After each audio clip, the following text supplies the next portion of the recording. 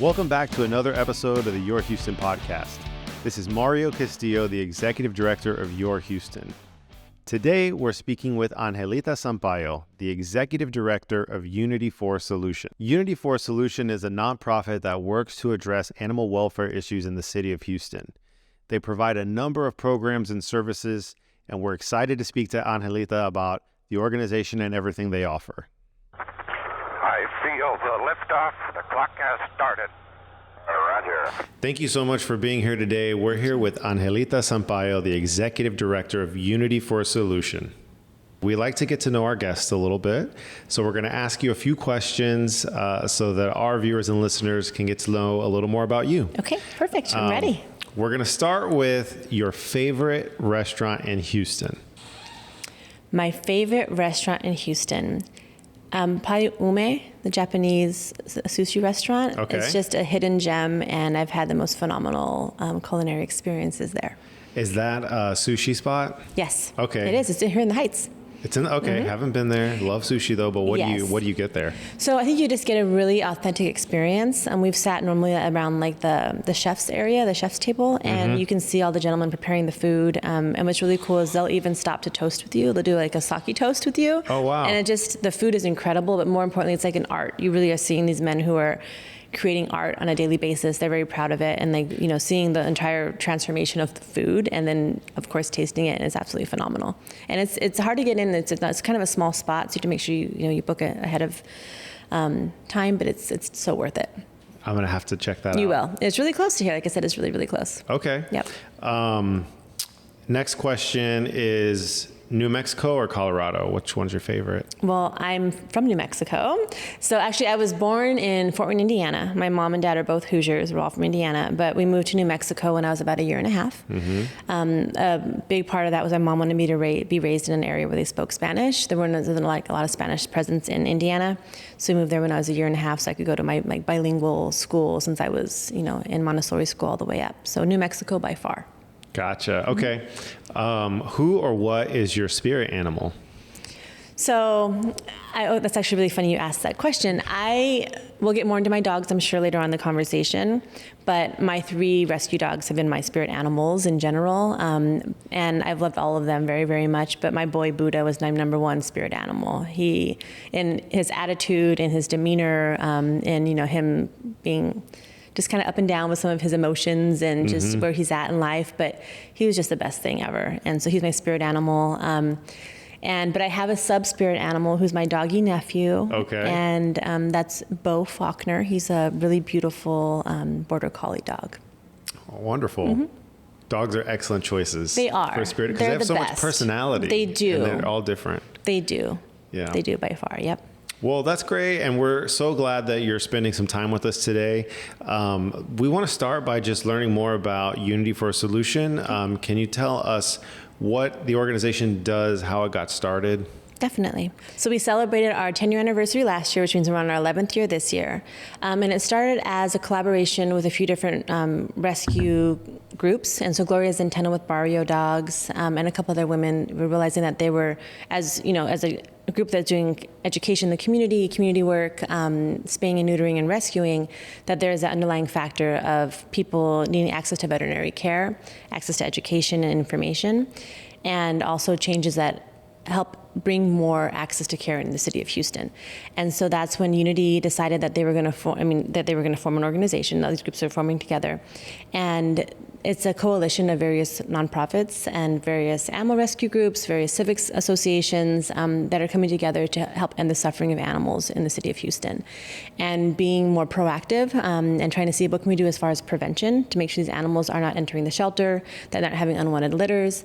And, one thing that we really focus on is the human-animal bond and that relationship, and knowing that when animals are suffering, people are suffering as well. And it's not just, people out there being crazy animal people. It's really much more than that. It's realizing that anybody who has a pet and loves their pet knows that they're a cherished part of their family. And, how would you feel if one day you could decide between getting veterinary services for your animal or for yourself or for your uncle or someone in your family? So knowing that those decisions are hard to make, and veterinary care can be very expensive. but also seeing the benefits of having access to those vaccines, having access to spay and neuter and microchipping, keeping those families together and healthy and happy is a big component. So really when Unity started, it was more about trying to end the overpopulation of animals throughout the city of Houston, but knowing that in order to get to that goal, it starts with the families, it starts with the people, right? Because an animal's not going to walk itself into a veterinary clinic. You know, an animal's not going to make the decision to get spayed and neutered. And you have the owned animals, but you also have the homeless animal population. And so you have all these different animals that, to create change, you can really start with the people first to be able to address the homeless animals that do not have that person really tied to them. And so if someone's listening and they're in need of services, spay or neuter services, how can they access that through Unity, or what programs does Unity offer to help? Thankfully, there's been a lot of programs that have started. So Unity is one option. And so what we do at unityforsolutions.org, people can submit a form, a request form, asking for more information. Right now what we're doing is we're doing a partnership with Laurel's House Mobile Veterinary Clinic. And what we do is we actually go to the communities that are most in need. You know, we talk a lot about like the cost of free. And, you know, so for example, let's say someone's being offered a free voucher for a service, but if that person lives miles from that clinic where we have the services offered, or if that family member does not have childcare to take care of their kid while they take the animal to the vet, or they're going to miss out on their job, that's not free, right? And so a lot of families make that decision, even though it's a free program, sometimes they're not able to do that because of the transportation issue or the commute issue. So what we do with ours is we partner with Laurel's House. We have the mobile unit that goes to these communities that are most in need. We partner with one of the local entities, whether it be another nonprofit, and whether it be a rescue group, and we sign up families. Now, of course, there's a max, you know, as far as weight limit, this cat, dog, but we try to do as many as we can in the communities, but a lot of it comes to funding and having to raise money so we can fund these mobile units. And with Unity, it was starting off as a program that happened like once or twice a year as a really big community event. We partner with different organizations in that area, and then these families would go to some local veterinary providers and have those services provided. Now we're more on a year-round basis where people need help 24/7. They need it year-round, right? And so we look at, you know, every single day of the year, 24 hours, you can always message us and we'll get back to you as soon as possible. But basically, we will either get you on a wait list if we don't have availability right away. The larger female dogs take more time usually because there's a higher demand for that. But what's beautiful about Unity is we have so many great partners. So let's say, you know, we have a partnership with Houston PetSet, and if we can't get to an animal right away, we can work with Houston PetSet and say, can you get this animal in sooner? We don't do critical cases, but on occasion a family really needs extra help. And so we have relationships and partnerships with different veterinary clinics throughout the city of Houston where perhaps we can address that issue right away, but one of our partners can. And so I think it really is looking at who your connections are, what you can offer as a service, but if you can't offer, if you're kind of tapped out at something, you have a certain cap, who can you reach out to as one of your partners to get that help that the family needs? You talked about families being a key part of this. Are there educational opportunities for families who want more information about how to be a better pet owner or get more involved in the care or the responsibility of being a pet owner? Yes, there are. So I will disclose that, you know, we're in a very much of a stage of growth as an organization. I was recently hired as the first employee of Unity. We've always been volunteer-based up until this year. And so with our website, you know, we have some information, but right now one of our projects is getting a new website. We're in the process of rebuilding that right now. We're getting a new logo. You know, we're doing a lot of rebranding because we want to make sure that people understand who we are. Because even with our name, people are kind of confused as well. Unity for Solution, what does that mean? And so, you know, creating community solutions basically when it comes to animal welfare. And so part of the redesign for the website is having a directory and access for families where they can go on in there and say, okay, I need information on low-cost spay and neuter clinics. And we have that right now, but we want to build upon that. We want to build on, you know, what are maybe some low-cost grooming facilities? What is a good resource for puppy socialization? You know, we want to have a place people can actually go and have access to information. And even when it comes to basic, like what are some of the core vaccines for my pet? Why are they important? A lot of times families don't know that if a puppy doesn't get, you know, 3 series of a certain shot, that they are not fully protected, and then they'll only find out once their puppy already has, you know, parvo distemper. So we're trying to be much more about empowering families, right? Because people, once they have access to education and that information, their worlds are transformed, and Yep. it may just take talking to that one person who tells their cousin and then their uncle, and that transfer of information and knowledge is really important. One thing that one of our partners, Barrio Dogs, does is they are working a lot in the schools. They actually have someone that goes into the schools and talks to kids, and they can be small children to maybe elementary school. And the importance of, pet care. What does it mean to be a good pet parent? Why is it important to feed your dog certain kinds of food and bring him inside? So one of the things we have lined up is trying to expand that program as a Unity solution program as well, similar to what Barrio Dogs is already doing. Mm-hmm. But where we can partner with different schools throughout the city of Houston, we can go into those schools and have those conversations with children. Maybe bring a really tame dog in and explains the basics about having a dog house, if the dog's gonna be left outside, but if it's inside, what are some of the important aspects of it? Why is it important to have your pet microchipped and have that ID tag?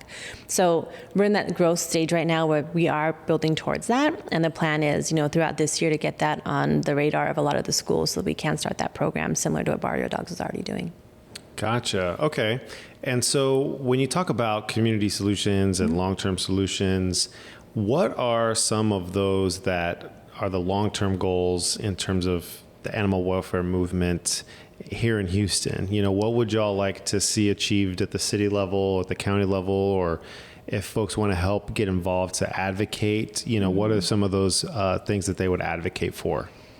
So I think for me, I'm not from Houston. I think it's kind of an important kind of segue into this is, me being from Albuquerque, I didn't see stray animals. I would rarely see stray dogs.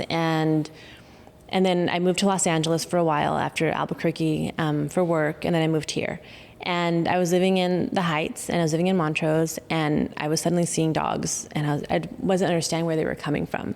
And I myself already had rescued my 3 dogs, but I rescued mine from Brazil, of all places. And all of a sudden I'm here in Houston, I'm where? I just don't understand. So for me, it was, you don't see a lot of the stray animals that are roaming the streets or suffering unless you're in certain pockets of the city. Mm-hmm. But at the same time, it's everywhere. You just have to maybe drive a few miles out of your neighborhood and you're going to see it. And so I think, as far as people getting involved, it depends on what people's passion is and greatest capacity, right? We need people who are really going to understand that it's not just an animal crisis, right? It's not just the animals themselves. Like I said, I go back to the people component as well. And, with the way that Unity has changed, it's basically of knowing that advocacy is really key and a key component of what we're doing. One of our partners is Texas Humane Legislative Network, and with them, they're doing a lot of stuff in Austin. They're doing stuff with some of the city officials here. But I think it's just the importance of realizing that it's not just a bunch of crazy people that are out there because we love animals. Right. And it's as I mentioned earlier, it's much more of a community issue. It's a health issue. It's a mental health issue. There's a public health issue. And, these animals are out there and not because of their own fault, right? And so if they're having a dog attack or something that's really catastrophic, if you will, many times the first thing is we're going to go do a sweep of the animals in the community, pick up all the strays and euthanize. Well, there's going to be another, dozen or 2 of animals that are also going to take that place. And so looking at more the preventative component as far as opening up spay and neuter access. Now, one thing we have here is we have a very limited amount of clinics that are low-cost spay and neuter. You can get some clinics that can be as high as $300, $400 for a spay and neuter. You have some that are as low as $90. But still, it can be a lot of money for many families. Absolutely. And, then you also have the post-operative care and everything else. So it's access to veterinary care, having more availability through the city of Houston. Right now, I know the city of Houston partners with people like PetSet and a few other groups, but having that even more accessible in certain parts of town. And I'm a huge advocate for the mobile unit because, again, even if you have these low-cost spay and neuter clinics throughout the city, if people can't get there easily, they're not going to go. And so I think that having us go to those communities is really vital. But, my personal opinion is, we need to change what we have as far as restrictions on spaying and neutering. I know that a lot of times if an animal is found taken to a shelter, it's not a requirement to get them spayed and neutered. You look at a lot of other states that aren't having overpopulation issues, and it's because they have different legislative focuses, really. Yep. Some places where it's actually a requirement, licensing, and now microchipping, thankfully, in Houston is also a part of that. But, microchipping is really important, but it's also important to update that information. If you move and you don't update that information, it's hard for them to know, where the animal really belongs. Yep. So I think it's us coming together as saying, okay, we know we want to all move towards tackling the issue of animals not suffering in the city of Houston anymore, the shelters not being overcrowded. It'd be great if someday someone's trying to have to transport animals to the state of, Texas because we don't have enough. But because we have components like our weather is a huge factor, where animals breed year round. And then of course, like I said, we don't have a lot of regulation when it comes to spaying and neutering and licensing and a few other components that other states have. And so because of that, we have year-round animals that are reproducing. And sometimes in the communities we have here as well, it's normal for animals to just kind of roam the streets, even if they're owned pets.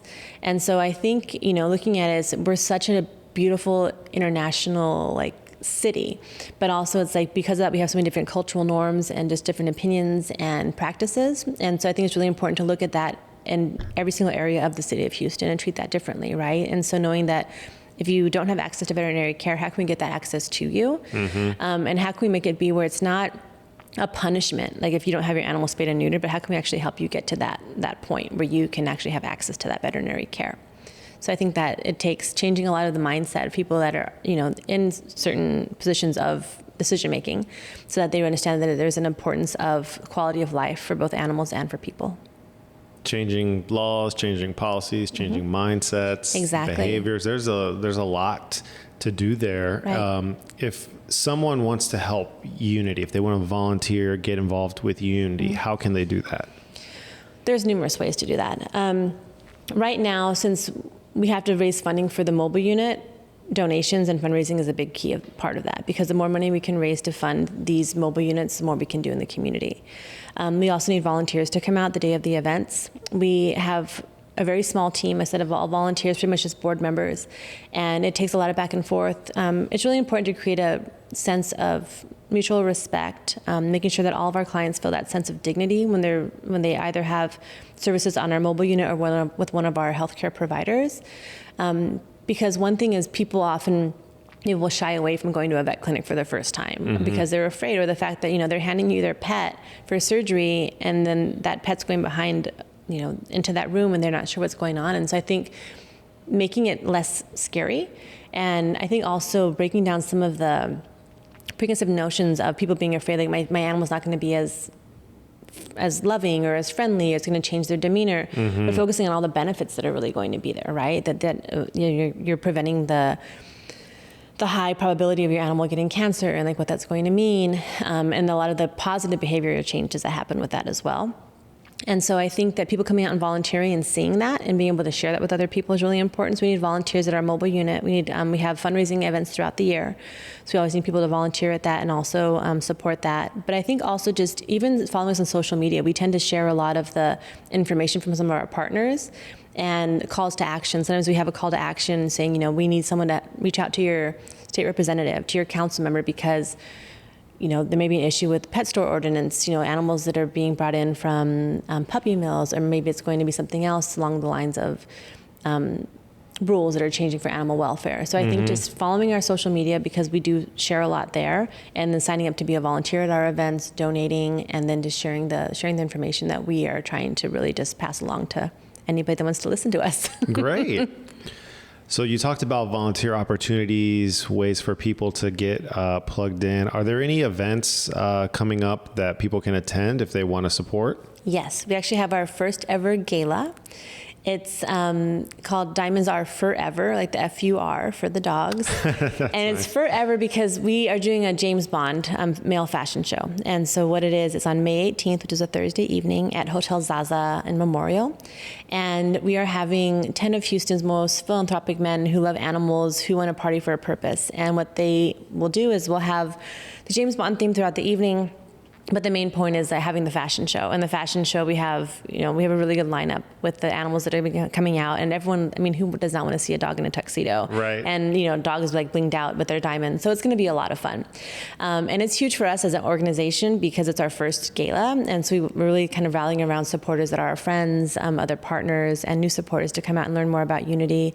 And it is different for us because we don't have the cute puppies and the animals that are part of our organization as far as what a rescue would have, where you can put it out and say, help me raise money for Fluffy, but ours is much more on the the preventative side of that, right? So it's like, it's not as fun for many people to be like, to look at our page and not see as many fluffy and cute dogs and cats, but knowing that our work is going towards making sure these animals have healthier and better lives in the future. That's so exciting that you've made it to your first gala. Yes. I think that means you've officially made it as a nonprofit. I think so, exactly. When you have your I think first gala. the board thought I was a little crazy when I brought it up, and they were very hesitant at first, but we had our kickoff party recently, and we had a great kickoff, and we're just really excited about the gala. It's going to be a good time. Great, and that's May 18th? Yes, May 18th, Thursday, Hotel Zaza and Memorial, and we have information on our website about it. Great. Well, I hope that people who are listening and watching and feel motivated will volunteer, will donate, will get involved, because it takes so much help to tackle the issue. And we really appreciate you taking time out of your day to chat with us, tell us more about Unity for a Solution and all the great things that y'all are doing around the city. Thank you. Thank you very much. It's been fun.